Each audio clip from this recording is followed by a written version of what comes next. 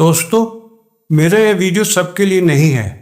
ये उन फैमिलीज़ के लिए हैं जहाँ हेड ऑफ़ फैमिली रिटायरमेंट होने के बाद अब एक रिलैक्स लाइफ जी रहे हैं और उनके पास काफ़ी एसेट्स हैं, सीनियर जॉब में थे या अच्छा बिजनेस था जो वो वाइंड अप कर चुके हैं और जॉब से मुक्त होकर या अपने बिजनेस से मुक्त होकर एक रिटायर्ड लाइफ जी रहे हैं।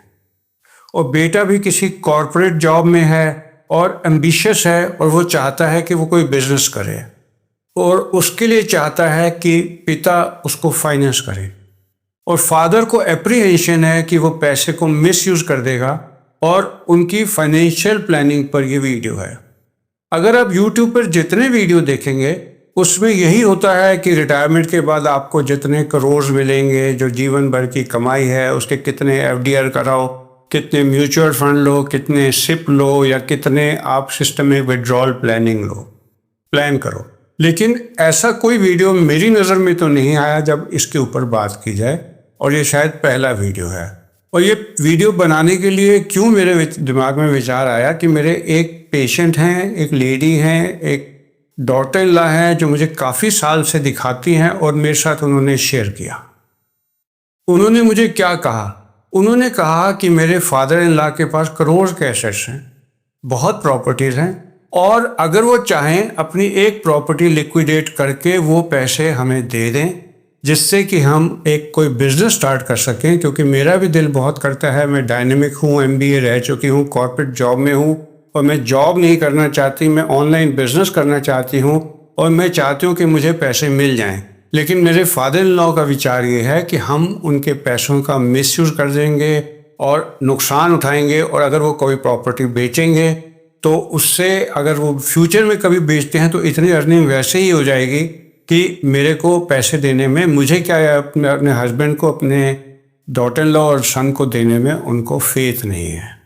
तो वो डिप्रेशन में आई थी, और जो सज्जन के लिए उन्होंने मुझे बताया वो भी मेरे पेशेंट हैं, एक बड़े प्रतिष्ठित समाज सेवक हैं और उनके पास काफ़ी पैसा है जो उन्होंने FDR में डाला हुआ है, प्रॉपर्टीज है। और उसका व्यू पॉइंट जो था वो उसके फादर इन लॉ के व्यू पॉइंट से अलग था। उनके फादर इन लॉ को डर था कि उनका सिक्योर पैसा डूब गया तो क्या होगा। वो अपनी कुछ प्रॉपर्टीज के होते हुए भी उनको बेचना नहीं चाहते थे क्योंकि उनको मालूम था अपने तजर्बे से कि ये अभी और बढ़ेंगी, और वो इस बात को नकार रहे थे कि दुनिया बदल गई है। मैं उनके फादर इन लॉ को अपनी उम्र का एक ही तरीके से लेता हूँ और सोच बताता हूँ। मेरी उम्र के लोग नई जनरेशन को बेवकूफ़ और समझते हैं, जबकि जो नई जनरेशन के लोग हैं उनको हम बेवकूफ़ लगते हैं, रिजिड लगते हैं, बोरिंग लगते हैं, जो अपनी ज़िंदगी में बनाए धन पर सांप की कुंडली की तरह बैठे हैं। और बच्चों सब ये देखते हैं और वो ऐसा सोचने लगते हैं कि माँ बाप की डेथ हो जाएगी तो बाद में ही उनको मिलेगा, तो उनको अपने माँ बाप से वो प्यार नहीं रहता। दोस्तों, हमारा समाज बड़ी तेज़ी से बदल रहा है। समाज बच्चों से एक अनवांटेड एक्सपेक्टेशंस लगाता है कि वो श्रवणगौर की तरह बने रहें। सवाल ये है कि क्या आजकल के माहौल में, संदर्भ में श्रवण कुमार का कंसेप्ट ग्लोरीफाई करना क्या सही है? जो पहले था वो अब नहीं है, जो पहले सच था वो अब नहीं है। इसका एग्जाम्पल आप मूवी से देख सकते हो, क्योंकि मूवीज जो होती हैं वो समाज का आईना होती हैं। अगर आप आज से 50 साल पहले की कोई ब्लैक एंड वाइट मूवी देखोगे तो उसमें एक जवान पर्सन को भी उसका बूढ़ा बाप थप्पड़ मार सकता था और बेटा माइंड नहीं करता था, क्योंकि उस जमाने में माहौल ही यही था। और आजकल माहौल बदलता जा रहा है, मूवीज ही हमें सब बता देती हैं। जैसे 3 इडियट्स आई थी, बॉर्डर आई थी देशभक्ति की। 3 इडियट्स ने हमें बताया कि हम कैसे ज़िंदगी जिएं और अपने सपनों के पीछे जाएं, और समाज को ये मूवी इतनी अच्छी लगी थी कि ये बड़ी अच्छी तरह हिट हुई। इससे पहले मूवीज़ का फॉर्मूला क्या होता था? जैसे शम्मी कपूर की जंगली मूवी थी, बदतमीज मूवी थी, उसमें ये आता था हीरो हीरोइन जाकर किसी शिमला में या अब्रॉड में किसी अच्छी जगह मिलते हैं, रोमांस होता है, वापस आते हैं।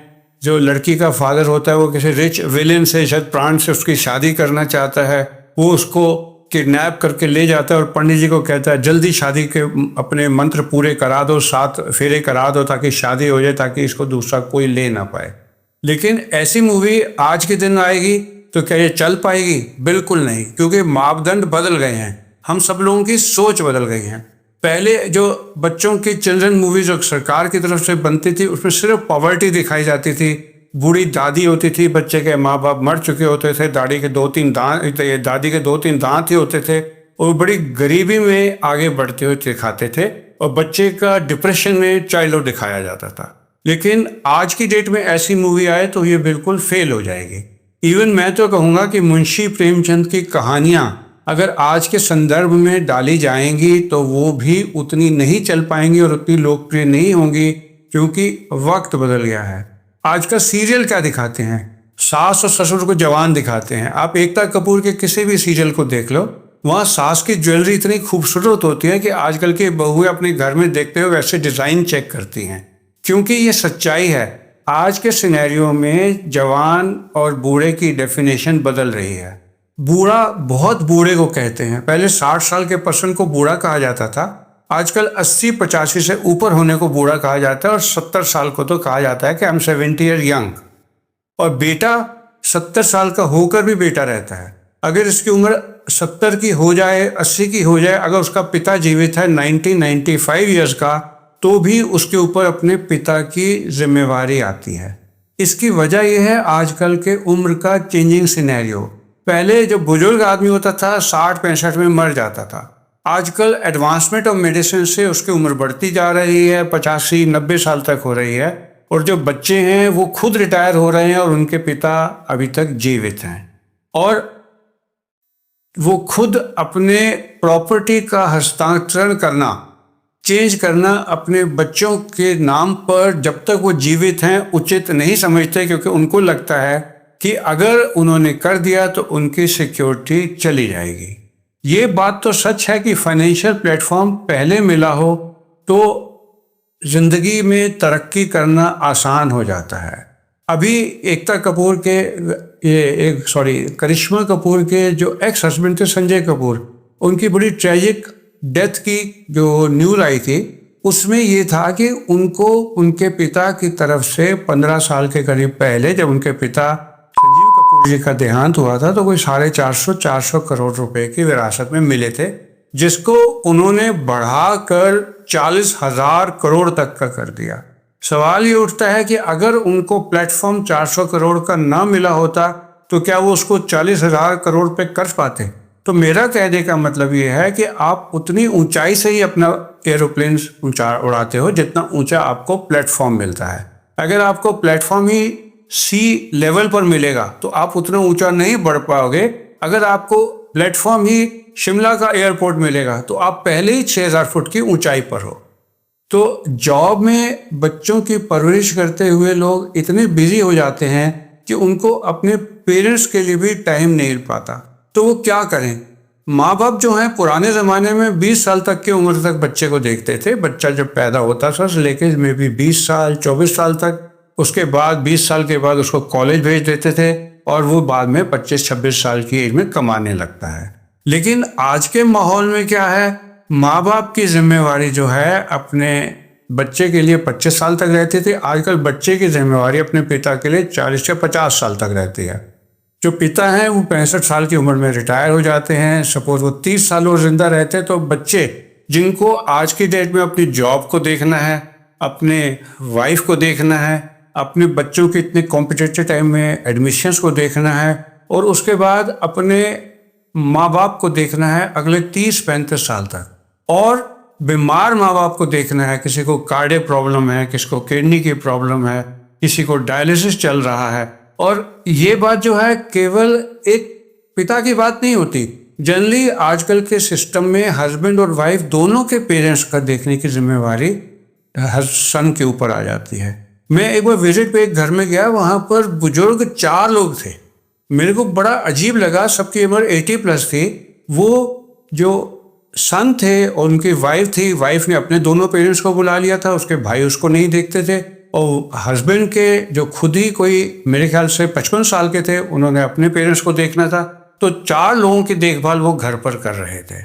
तो अगर आप 55 के हो तो तैयार रहो अपने माँ बाप की सेवा के लिए, अपने बच्चों की प्लानिंग के लिए, और आपको चाहिए कि आप ये देख लो कि आप अपने बुढ़ापे में अपने लिए क्या प्लानिंग करते हो, अपनी विल को कैसे डिस्ट्रीब्यूट करोगे, और अपने मनी को जो भी आप प्लानिंग करते हो, मान लीजिए आपके पास प्रॉपर्टी में म्यूचुअल फंड है, शेयर्स हैं, उसके बाद प्रॉपर्टीज भी हैं, तो अगर आपको अपने जीवन यापन के लिए केवल मनी से काम चलता है, यानी कि आपको पर मंथ जितनी रिक्वायरमेंट है उतनी आती है, तो अगर आपके बच्चे का दिल है कि आप उसमें से कोई प्रॉपर्टी लिक्विडेट कर दें और उसके नाम पर उसको अपना बिजनेस करने दें, वो खुद भी बेशक उसके बिजनेस में स्लीपिंग पार्टनर बन जाए और उसमें इंटरेस्ट लेते रहें, तो मेरे ख्याल से ये एक बहुत अच्छा आइडिया होगा।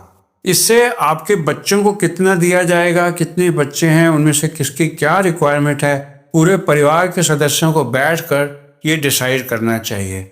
और इसमें मैं एक बात और कहना चाहूँगा विल के बारे में।